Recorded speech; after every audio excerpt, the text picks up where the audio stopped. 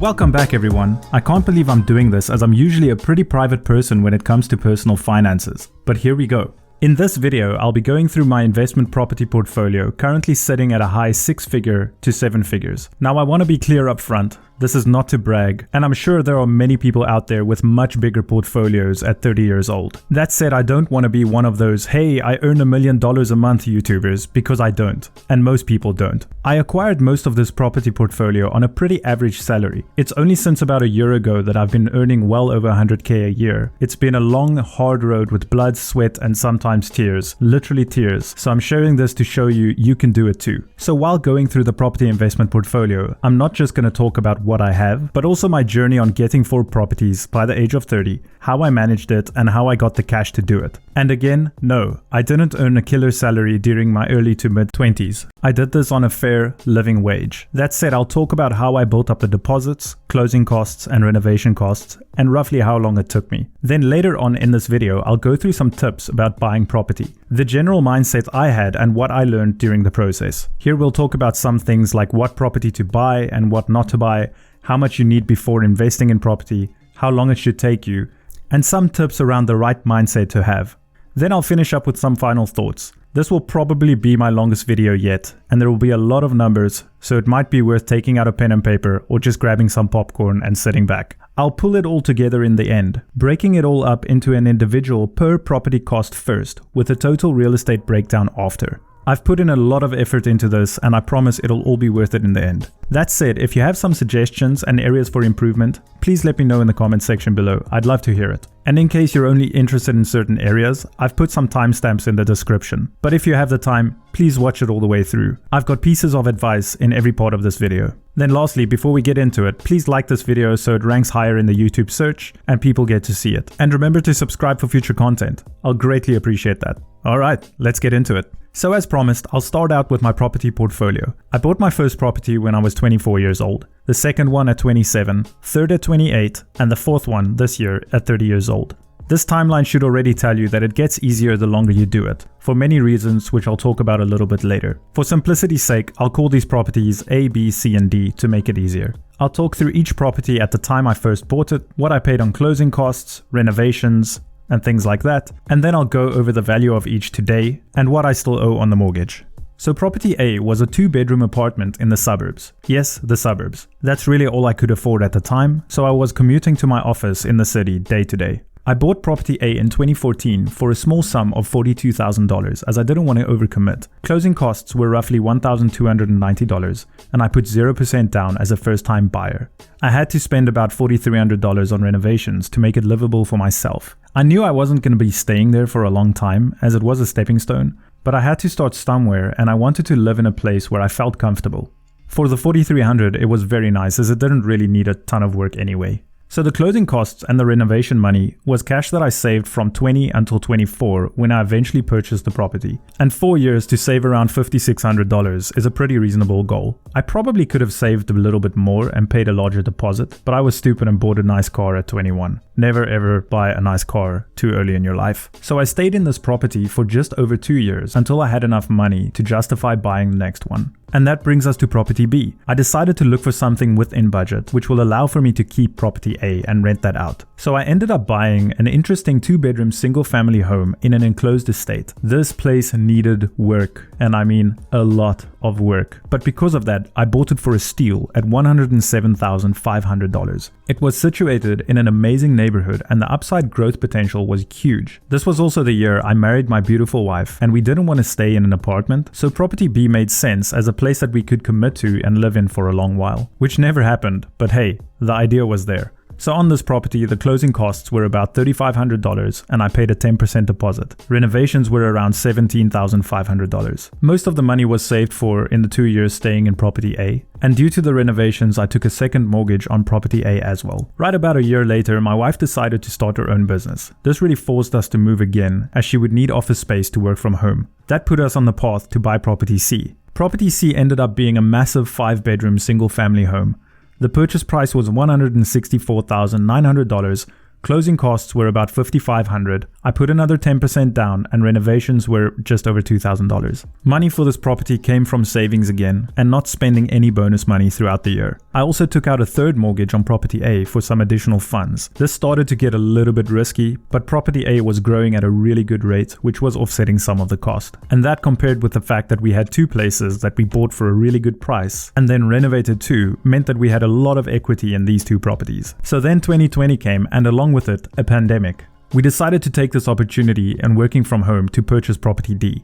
We kept properties B and C but sold property A, which was the apartment with all the additional mortgages on it. Property A had so much growth that it paid for all three mortgages on it and then some. So property D is the home that we're still staying in today, which was purchased this year during the pandemic. Buying a house during a pandemic sounds like a really odd thing to do. I can now honestly say it was the best decision ever. If you want a video about why I bought a house during a pandemic, please let me know in the comment section below. So property D was by far the most expensive one to date. It's a 3-bedroom, single-family, double-story with a basement, nice backyard, bonfire pit in the backyard, double garage, and a finished basement for work and office space. The purchase price was $269K, closing costs was $0, and actually we made some money on the closing costs. Just under $2,000 in seller's credits after the inspection. I put down only 5% as a deposit and spent only around $700 on renovations. Now let's have a look at the entire real estate portfolio. When I bought property D, I sold property A, which also freed up some equity for stock investments, and some of it went into mortgages too. Property A was a great investment, allowing me to buy 2 more properties and end up with even more profits to lower my outstanding mortgages and push some more money into stocks as well. I've left property A in this calculation and took the current value as what I eventually sold it at. So I'll start with the out-of-pocket costs first. In total, purchasing the 4 homes out of pocket cost me $8,460 in closing costs, $24,575 in renovations, and I paid about $40,690 in deposits, which is money that I of course still have in equity. The total combined purchase price was $593,400, and the current market value for all these properties comes to $713,950. I've been pretty conservative with this number. It's likely much higher, but I always like working on a worst case, as you normally have hidden costs that pop up somewhere. Over time, the mortgages have naturally lowered in principal, and I've paid off some additional money into the mortgages. Currently, the total outstanding mortgage cost today is $403,500. This is all in for properties B, C, and D. Property A, of course, doesn't have a mortgage anymore as it's sold. Taking the current value and subtracting what I owe on mortgages, that leaves a total equity of $310,450. Considering the low purchase prices that I went for, that's a really good number, and they continue to generate rent over time and will keep growing. This was a little bit too much to calculate here. I didn't want to bore you with the details, as I'm sure you get the point. But let me know in the comments if I should make a video on the rental income, less maintenance and taxes over a period of ownership. Now let's get into my journey and talk a little bit about how I got the funds for these 4 properties. There were some general rules I followed to get the money to do this. So as I mentioned, property A was bought with about 4 years of savings and 0% down. Property B took 2 years of savings and a second mortgage on property A. Property C took around 1 year of savings and a small third mortgage on property A. Then lastly, property D took paying off my car to allow for more disposable monthly income to get approval for a loan. A really important point is that I did not overcommit. You should never ever overcommit in real estate. It makes it a curse instead of a blessing. Don't buy the property that you want first. Buy the property that you need in order to make a start. It's a marathon, not a sprint. Get a small place first, then upgrade as you go. You won't afford that massive condo in the city with a balcony or that amazing family home in the suburbs as your first purchase, and you really don't want to. Property should be a blessing, not a curse. Take it step by step. Then, let's get into my tips for buying property. Firstly, do a ton of research on areas that you want to buy in. Don't think you know an area just because you live close to it. You need to look at many things. Stuff like average cost per home, the average time on the market, and how much under the average advertised price people sell for. You have to look at things like what the growth curve looks like in the area. You don't want to be buying a property that goes down in value. Look at safety and look at everything else that you see on apps like Zillow and Realtor. Then secondly, you need to calculate exactly how much money you need before you start looking. If you don't know how much money you need to purchase a place, you can't accurately establish a budget. When you have a budget, remove 10% from it and work on that. My general rule is if you can't buy your first property for around the same that you're paying in rent today, don't buy it. Going for a property you know falls within your income is much safer than trying to budget for the future.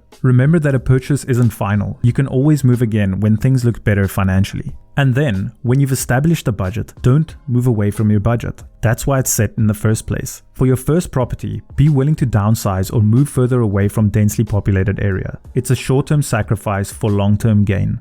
And then you should know that buying property takes time. My first property took around 12 months of actively searching for it.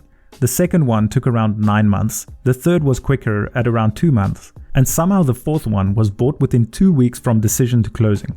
This was a real shocker, but somehow I got lucky and one of the first places I looked at just made sense and was a great deal. Then some tips around the right mindset to have. Be flexible on the area and the size, but not on your budget. Again, don't overcommit. You don't want to buy a place you can't afford. Trust me, I got very close to doing this and it's not a fun place to be in. Learn from my mistake. Don't rush. Finding the right place takes time. Same as investing, it's about time in the market, not timing the market. The market might not be ready when you're ready, but stay calm, be patient, sign another 6-month rental contract if you need to. If you stick within your budget, you'll have enough money to pay out the few months of rent if you really have to. That scenario will still be much better than overpaying on real estate. And then always remember, profit is made at purchase, not after. You have to buy at the right price. It's very difficult to make up overpurchasing by renovating or waiting for growth. Rather buy in low. And that's it. I put a lot of effort into this one, and the only thing that I ask is that you like this video for the almighty YouTube algorithm, subscribe for future content, and share this video with friends and family if you think they might need to hear this. It's possible for absolutely everybody to own their home. I'm not saying it'll be easy, and it will undoubtedly be uncomfortable at times, but it'll be worth it. That's why I called this channel Perfectly Uncomfortable. Let's get comfortable with being uncomfortable and do the things today so it pays off tomorrow. I thank you for your likes, subscribe for weekly content, and see you guys next time.